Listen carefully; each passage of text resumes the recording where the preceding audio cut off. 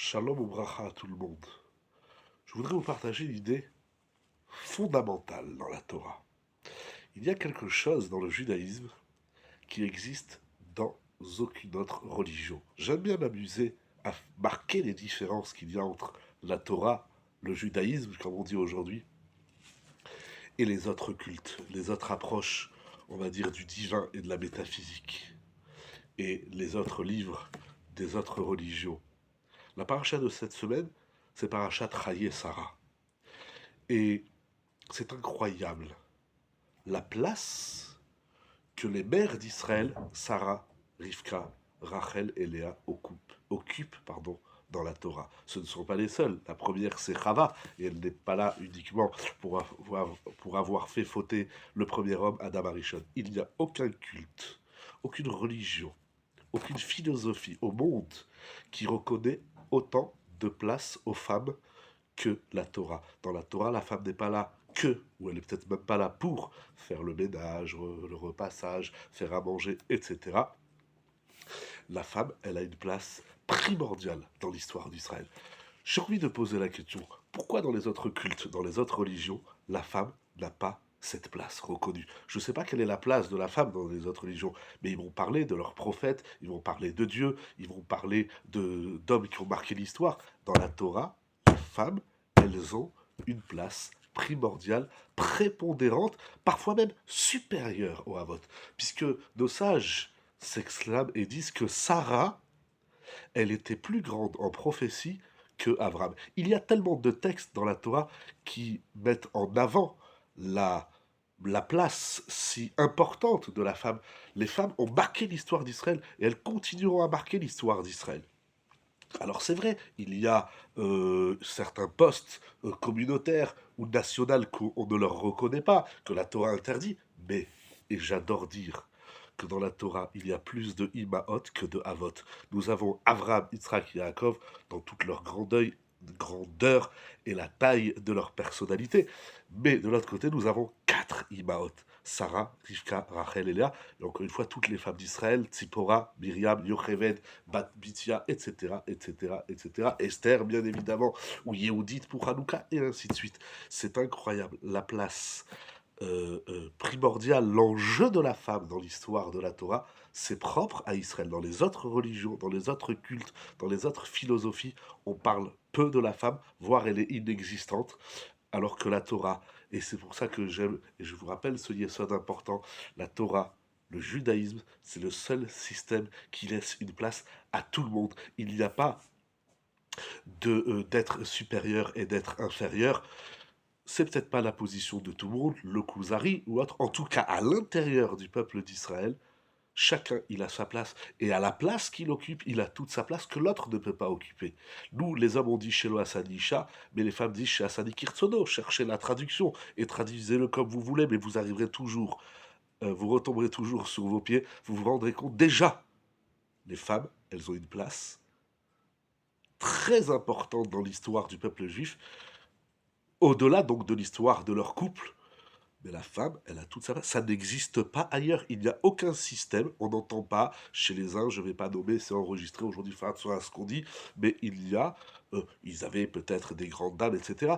Mais elles n'ont pas cette place. Nous, dans cette paracha de Chaye Sarah, nous parle de Sarah, nous parle de Rivka, et c'est impressionnant de voir cette place, combien la Torah elle prend le temps de nous parler de ces grandes dames, ce qu'elles ont fait, leurs œuvres, comment elles vont bâtir le peuple d'Israël avec et en association, en conjugaison de leurs maris, de leurs grands époux.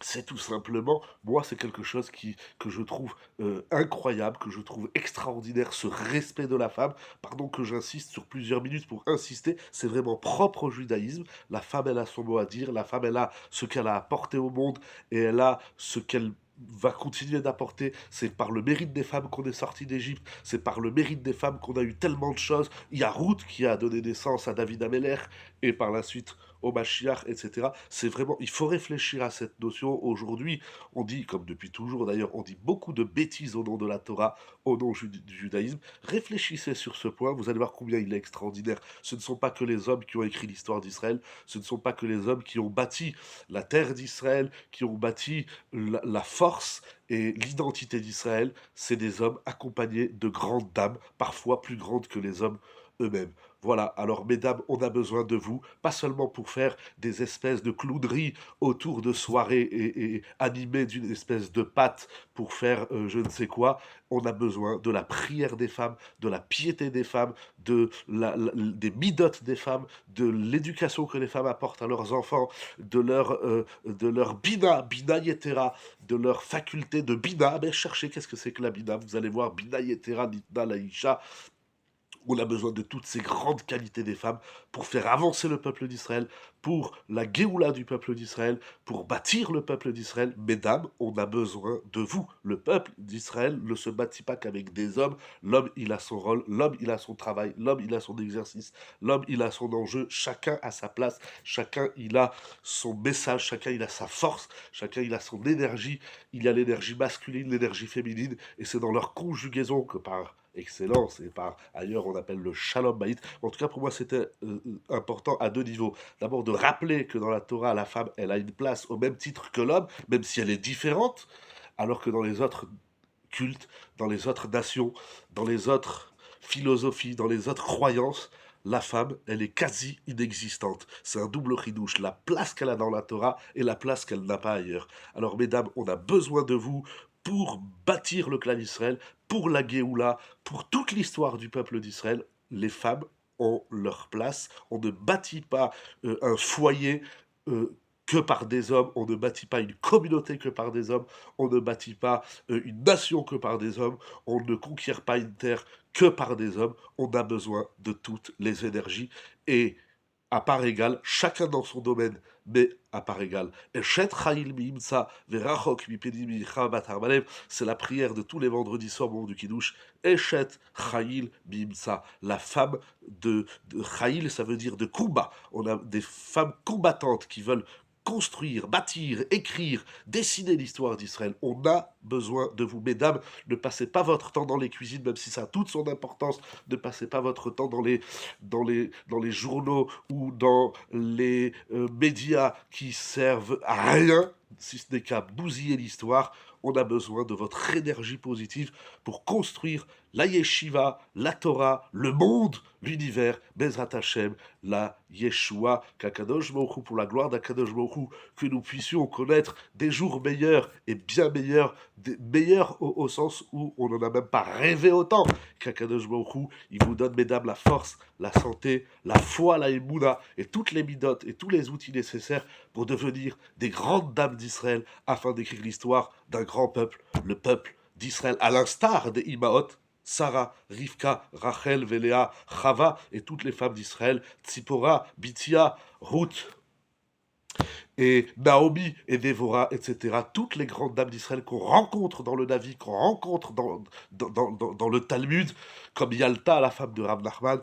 Akadosh Baruch Hu vous donne la force, la santé et toujours la simcha. Be'ezrat Hashem, Shabbat Shalom ou Mevorach.